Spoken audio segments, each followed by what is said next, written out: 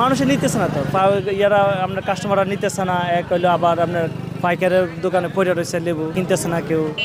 এই আর না, এটা অনেক দাম দিয়ে কিনছি, এখন কমে বেচতেছি, লস করে বিক্রি করতেছি এখন।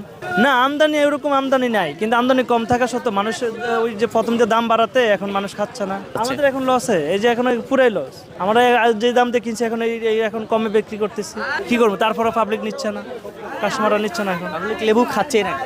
না না না নিচ্ছে, ওই যে আপনার মনে করেন যে হয়তো 2টা 3টা একটা করে নিচ্ছে এইরকম।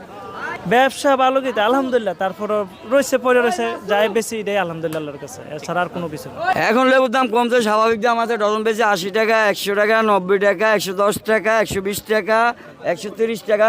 প্রথম রমজান দিন লেবু ডজন ছিল 280 থেকে 200 টাকা, আলিয়া 100 টাকা, 80 টাকা, 70 টাকা, 60 টাকা ছিল প্রথম রমজানের আগের দিন, রমজানের দ্বিতীয় রমজান।